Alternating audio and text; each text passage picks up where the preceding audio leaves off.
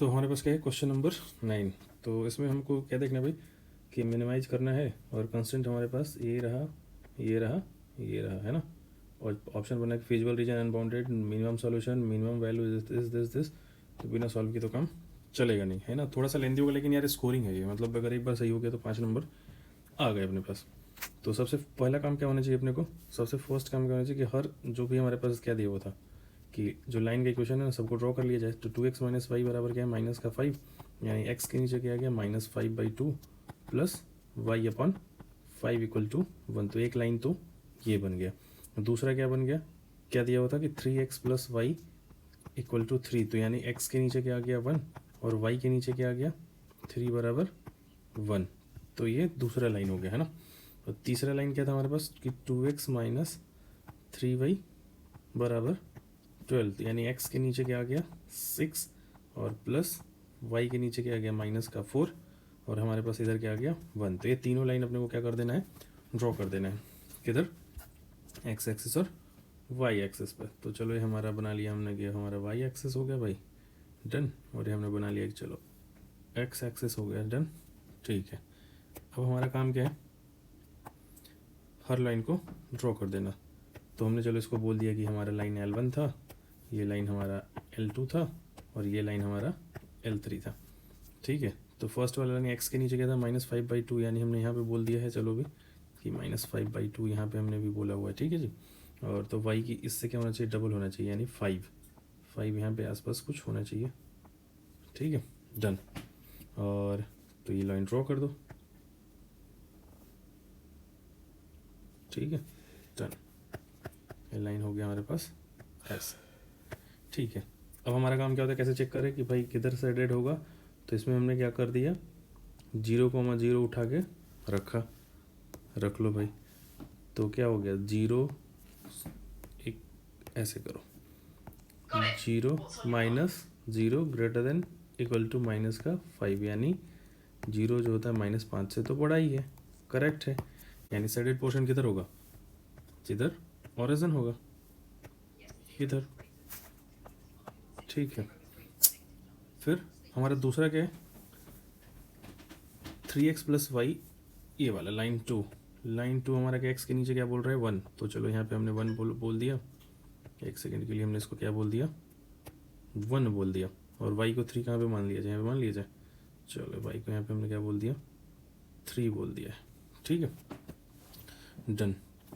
थोड़ा और ऊपर ले लो 3, यहाँ पे हमने 3 बोल दिया और इस लाइन को बना लो। तो हमारे पास ये क्या बन गया, ठीक है जी, ये लाइन बन गया, ठीक। अब क्या करें, अब इसमें फिर से जरा रख के देख लो।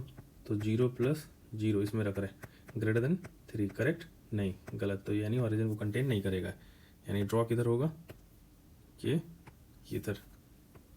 अच्छा ब्लू वाले में टिक किधर लगा था भाई, क्या किया था हमने, 0 बड़ा था ना, हाँ तो 0 को कंटेन कर रहा था ना वो, तो वो तो इधर हो गया था, डन।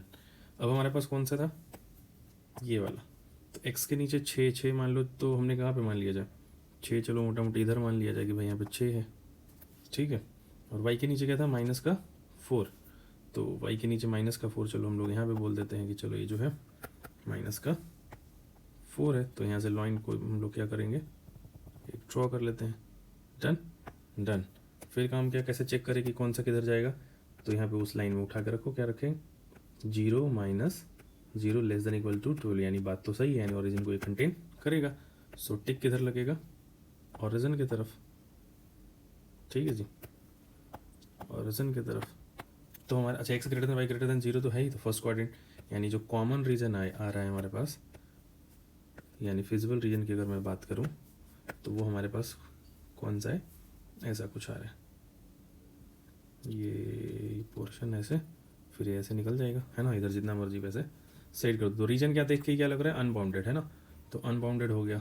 दूसरा अनबाउंडेड है तो मैक्सिमाइजेशन का तो सवाल होगा नहीं, अगर मैक्सिमाइजेशन का आता तो क्या हो जाता है, नो सोल्यूशन, हम लोग जानते थे, वो पढ़ चुके हैं या पढ़ चुके हो गए, नहीं होगा तो देख लेंगे अगर कोई कभी क्वेश्चन में आए तो। ये क्यों होता है अनबाउंडेड, अनबाउंडेड अगर रीजन है और मैक्सिमाइजेशन का प्रॉब्लम है तो क्यों होता है, लेकिन यहाँ तो मिनिमाइजेशन का है तो सोल्यूशन तो मिलेगा।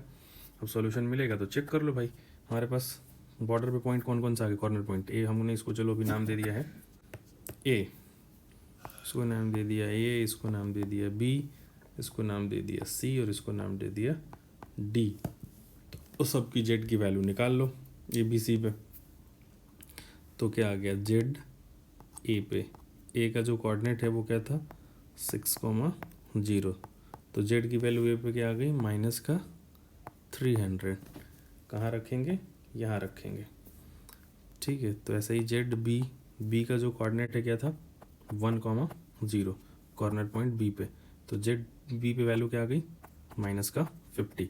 ऐसे ही निकाल लो जेड सी पे, सी का कॉर्नर पॉइंट सी का जो क्या है वो क्या है 0,3 और ऐसे ही डी का क्या है 0,5। तो सी पे जो वैल्यू आ रही है वो क्या आ रही है 0,3 पे 60 और जेड की वैल्यू जो डी पे है वो क्या आ रही है 100, ठीक। तो हमको क्या करना था, मिनिमाइज करना था। हमको क्या करना था भाई, मिनिमाइज। तो मिनिमाइज तो सबसे छोटा वैल्यू क्या आ रहा है, यही आ रहा है, ठीक है। तो वो -300 है मिनिमम वैल्यू। और रीजन कैसा है, अनबाउंडेड। अब ऑप्शन देखो पढ़ो। तो ऑप्शन में क्या है सबसे फर्स्ट कि फीजिबल रीजन इज अनबाउंडेड, एकदम करेक्ट हो गया ये। बी क्या, Z has no minimum value, गलत हो गया क्योंकि बी की तो मिनिमम वैल्यू है। The minimum value of C option क्या था, the minimum value is minimum value of Z is 100, ये तो गलत हो गया। फिर लास्ट डी ऑप्शन पढ़ो, the minimum value of Z is -300, ये करेक्ट हो गया। सो A and D only. So first is the option. Done done. Question number हमारा क्या है 10। तो 10 को देखो क्या है कि subject to the constraint this the maximum value of this is, ठीक है। एक कंस्टेंट यहाँ है, एक कंस्टेंट यहाँ है, कोई नहीं एकदम सिमिलर टाइप का सवाल है ना। इस बार उसने मैक्सिमाइज मिनिमाइज किया था, मैक्सिमम किया, कोई अलग सवाल है नहीं। कैलकुलेशन है तो कर लेना एक बार, नहीं हो तो कमेंट में लिखो। क्वेश्चन नंबर हमारे पास क्या है 11। 11 में हमने क्या बोला हुआ कि the feasible region of an LPP, पढ़ो the feasible region of an LPP maximize करना है और कंस्टेंट हमारे पास x greater than 0 y greater than x-2 less than equal to 3 है। तो बहुत आसान है। तो सबसे पहला काम क्या करें यार, इसको अगर बहुत अच्छे से देखो तो क्या हमारे पास है x-2y less than equal to 3। तो हमको किसका ग्राफ बनाना है, इसका। तो इसका बनाया तो x के नीचे क्या आ गया 3 और इधर क्या आ गया y के नीचे आ गया -3/2 बराबर 1। तो अपना फटाफट क्या करें, इधर क्या खींच लिया y एक्सेस, ठीक है, और इधर क्या बना दिया x एक्सेस। डन। अब x के नीचे क्या था भाई, x के नीचे क्या था, x के नीचे हमारे पास था 3। तो x के नीचे 3 है तो हमने बोल दिया कि चलो यहाँ पे हम मान लेते हैं हम कि 3 है। डन। और यहाँ पे हमने बोल दिया कि चलो -3/2 है।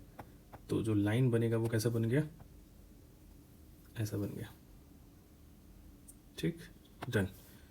अब क्या करना है अपने को, इसमें रखे 0 -0 लेस देन इक्वल टू 3, यानी सेडेड पोर्शन किधर होगा, ऑरिजिन की तरफ। तो टिक हमारा किधर लग जाएगा, इधर लग गया। डन। और x greater than 0 y greater than 0 है, सो फर्स्ट क्वाड्रेंट। तो यानी जो फिजिबल रीजन आएगा वो क्या आएगा, सिर्फ इतना आएगा, ठीक है। तो फिजिबल रीजन अपने को क्या दिख रहा है, मैक्सिमम। अभी हमने बोला था कि नहीं आएगा तो देख लेंगे यार। लो अगला ही क्वेश्चन हमारा क्या आ गया, किसका आ गया, मैक्सिमाइजेशन का आ गया। और रीजन हमारे पास क्या है, अनबाउंडेड, ठीक है। तो पहले तो आंख बंद करके क्या हो गया, थ्योरी क्या बोलता है कि अगर जेड क्या हो, मैक्सिमाइजेशन का प्रॉब्लम हो, मैक्सिमाइजेशन का हो, पहला कंडीशन। दूसरा कंडीशन क्या हो कि फिजिबल रीजन क्या हो जाए, फिजिबल रीजन अनबाउंडेड, ठीक है। देन तब क्या हो जाएगा, नो सॉल्यूशन, है ना। तो आंसर तो यहीं पे निकल गया क्योंकि क्या आ रहा है, क्वेश्चन किसका था, मैक्सिमाइजेशन का। रीजन कैसा आ रहा है, फिजिबल रीजन कैसा आ रहा है, अनबाउंडेड।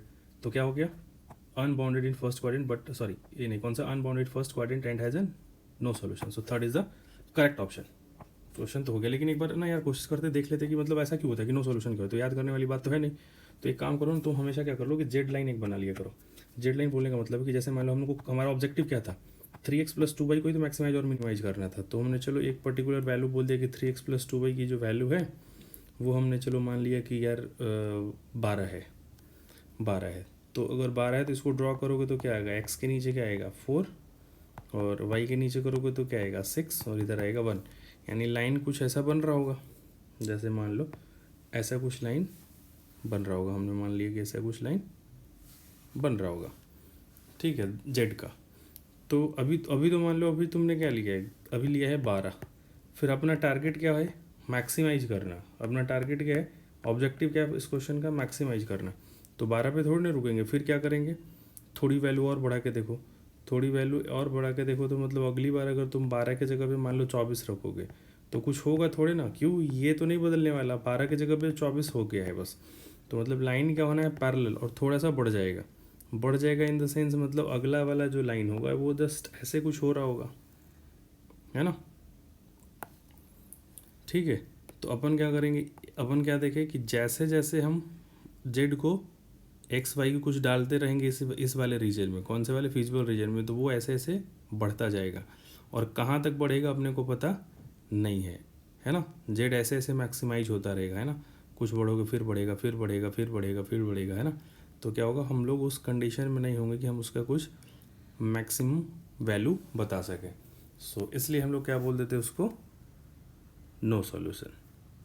अब हमारे पास नेक्स्ट क्वेश्चन है 12 में उन्होंने क्या बोला हुआ है कि the linear constant for this shaded region. अच्छा, उन्होंने क्या कहा है कि वो सेडेड रीजन दे दिया है, वो पूछेंगे कंस्टेंट इसमें ऐसा क्या है इन चारों ऑप्शन में से कि जो इसको सेटिस्फाई कर रहा होगा।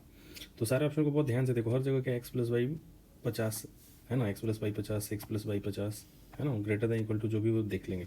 और दूसरा जो कंस्टेंट है वो देखो 2x plus Y 80, 2x plus Y 80 और 2x प्लस वाई 80 है ना, और x y greater than zero है फर्स्ट क्वाड्रेंट में, तो है ही। यानी क्या है बोलने का मतलब कि इस लाइन का इक्वेशन और इस लाइन का इक्वेशन दिया हुआ है। अभी देखो कहाँ से पास कर रही है वाला लाइन, 40 कहाँ से पास कर रहा है 40 है ना, और ये पास कर रहा है 50। तो ए लाइन का इक्वेशन क्या रहा होगा, एक्स प्लस वाई बराबर 50, और इस लाइन का इक्वेशन क्या रहा होगा, 2x plus y equal to 80। Done. अब ज़रा ध्यान से देखो यार, ये फिजिबल रीजन कब आया होगा, कब आया होगा, जब इसका सेडेड पोर्शन इधर रहा होगा और इसका भी इधर रहा होगा। डन। यानी हम जब 0,0 लेंगे तो सेटिस्फाई करना चाहिए वो इनइक्वलिटी, है ना। अच्छा, ऑप्शन अपने पास दो ही चीज़ हो सकता था, क्या हो सकता था, या तो x plus y less than equal to 50 होता, या फिर क्या हो जाता, x plus y greater than equal to 50 होना तो ही था। लेकिन अब ज़रा ध्यान से देखो, एरो हमारा किधर लगा था, एरो हमारा हर जगह इधर ही लगा है ना, यानी इसका मतलब है कि 0,0 के तरफ ही है। ठीक है, तो मान लो चलो इसमें रख के देखा 0,0 ग्रेटर देन इक्वल टू 50, ये तो उल्टा हो जाएगा, तो होगा नहीं सही बात। और इधर रख दो 0 प्लस 0, तो सही बात हो गई, है ना, यानी इधर ये तो एक कंस्टेंट ऐसे मिल गया। दूसरा वाला भी क्या था कि 2x प्लस वाई, इसके पास भी दो ऑप्शन थे, है ना, ये तो हमको दिख रहा है इधर से एरो से कि यही होगा, लेकिन मान लो ऐसे नहीं दिख रहा है किसी को, तो वो क्या करता, उसके पास दो ऑप्शन थे, या तो ऐसे करता या फिर क्या करता, ऐसे करता। अब उसके पास क्या करना था, भाई 0,0 को सेटिस्फाई कराओ, हाँ कर गया, यानी यही होता। ठीक है, यानी कुल बोलने का मतलब है कि पहला कंसंट्रेंट ऐसा बन रहा होता और एक ऐसे बन रहा होता, क्योंकि इसमें जैसे ही 0,0 तुमने रखा तो ये तो गलत हो जाता, है ना। Done. So the option third is the answer. Thank you. अब हमारे पास क्या है, क्वेश्चन नंबर 13 में देखो क्वेश्चन क्या बोल रहा है कि the maximum value of this the constraint. अच्छा, मैक्सिमाइजेशन का प्रॉब्लम है, कंस्ट्रेंट 1 एंड 2। चलो अच्छा एक बार, चलो वैसे तो नहीं करना चाहिए मुझे, लेकिन एक बार चलो एक बार कर देते हैं। तो सबसे पहले इधर कंस्ट्रेंट देखो और इधर देखो, तो इसको देखो तो तुरंत क्या है कि x प्लस वाई बराबर क्या है 30 लिखा हुआ है, तो इसको तुरंत लिखोगे तो क्या लिखोगे, x के नीचे 30 आ गया प्लस y के नीचे क्या आ गया भैया 30 और 1 बन गया। डन। अब ज़रा इसको देखो, ये क्या था 2x प्लस वाई बराबर 40, सो दिस इम्प्लाइज कि x के नीचे 20 आ गया और y के नीचे क्या आ गया मेरे भाई 40 बराबर 1। ठीक है, दोनों लाइन का इक्वेशन क्या कर दो, इसमें ड्रॉ कर दो आप। ठीक है, एक इधर और एक ये इधर। ठीक है, अब हमारे पास क्या बोल रहा था, x के नीचे क्या था 30, हमने चलो यहाँ पे बोल दिया अभी के लिए कि हमारे पास ये क्या था 40 था, और तो ये क्या हो जाता अनुमानित, इसको बोल दिया हमने कि चलो 20 है, तो यहाँ पे क्या हो जाता है हमारे पास 30 है। ऐसे ही इधर ले लो, इधर ले लिया तो क्या हो गया 20, और थोड़ा सा और ले लो इधर तो क्या हो गया 30, और थोड़ा सा यहाँ पे ले लो तो क्या हो गया 40। एक्स के नीचे क्या है हमारे पास 30 और वाई के नीचे है 30, तो एक तो लाइन हमारा ऐसे बन गया। डन, बन गया। और ये हमारे पास लाइन कौन सा बन गया भाई, x plus y equal to 30, और एक्स अपॉन क्या है, एक और लाइन बनाना है ना अपने को, ये वाला। ठीक है, x upon 20 plus y upon, चलो इसको बना लेते हैं हम लोग ग्रीन से। तो एक्स के नीचे 20 है, वाई के नीचे 40 है, ये फटाफट फटाफट ऐसा कुछ बन गया। डन। डन। ये वाला लाइन किसका था? 2x plus y equal to 40। Done. अब हमारा टारगेट क्या होता है? इसको ड्रॉ करने का, है ना। तो एक काम करें, इसमें रखो ज़रा 0 plus 0 less than equal to 30, यानी जिधर ऑरिजिन होगा उधर ही ये ड्रॉ होगा। तो x प्लस वाई वाला कौन सा था? ये वाला। तो अपन क्या करें, इधर ड्रॉ किधर होगा? ऐसे और ऐसे, ठीक है। अच्छा, अपने पास पेन ये है, ठीक है। कौन सा यूज कर लें? Red colour. चलो रेड कलर यूज कर लेते हैं। डन। अब ग्रीन वाला देखते हैं, इसमें क्या बोला हुआ था। अब इसमें ज़रा देखो, तो फिर क्या कर दिए, 2x plus y less than equal to 40, यानी 0 plus 0 less than equal to 40। एकदम बात सही है, मतलब जिधर ऑरिजिन होगा उधर ही सेट होगा। डन। ठीक है भाई। तो हमारे पास कहाँ था सेट होने के लिए, या ये था, हो गया। ठीक है, x greater than 0 y greater than 0 first coordinate. तो हमारे पास जो फिजिबल रीजन आया वो कुछ इस प्रकार से आ गया है। डन। अब हमारा टारगेट क्या है? कॉर्नर पॉइंट निकालना। तो ये हमने ए बोल दिया, इसको हमने बी बोल दिया, इसको हमने सी बोल दिया और इसको हमने डी बोल दिया। ठीक है। अब सी का जो कोऑर्डिनेट है निकालना पड़ेगा। तो कोई नहीं, सॉल्व कर दो। दो इक्वेशन को, क्या था, x प्लस वाई बराबर 30 और इधर क्या था 2x प्लस वाई बराबर 40, है ना। तो ये माइनस माइनस माइनस कर दो, ये खत्म, यानी x की वैल्यू क्या आ गई, 10, है ना। -x इधर आता, -10 इधर आता, वो कैंसिल हो गया। तो x बराबर क्या आ गया 10। इतना तो कैलकुलेशन करो। तो y की वैल्यू क्या आ गई 20। सो सी का जो कोऑर्डिनेट आ गया क्या आ गया 10, 20। डन। डन। जेड की वैल्यू चेक करना। जेड हमारे पास क्या था 3x प्लस वाई। तो जेड की वैल्यू हम कहाँ पे चेक कर ले पहले। अच्छा, बी का जरा देखो, बी जो कॉर्नर पॉइंट है वो क्या है 20, 0 और ये क्या है 0, 0 और डी क्या है 0, 30। इसकी बात कर रहा हूँ मैं। तो जेड की वैल्यू जो बी पे है वो ए पे है वो क्या है 0। कोई मतलब नहीं मैक्सिमाइजेशन में। बी पे है वो क्या है, इधर देखो 20, 60 और जेड की जो वैल्यू है सी पे वो क्या है 10 गुने 30, 10 गुने 3 30 प्लस 20 यानी 50। और जेड की जो वैल्यू है वो डी पॉइंट पे ज़रा चेक करो। तो डी पे क्या रहा है 0 प्लस 30 यानी 30। मैक्सिमम क्या हो गया 60, है ना। मैक्सिमम क्या हो गया 60। सो 4 इज़ द ऑप्शन।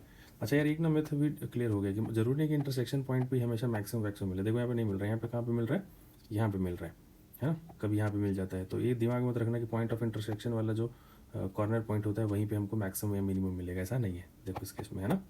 चलो, थैंक यू। अब क्वेश्चन नंबर 14। तो 14 पढ़ो, क्या बोला गया है।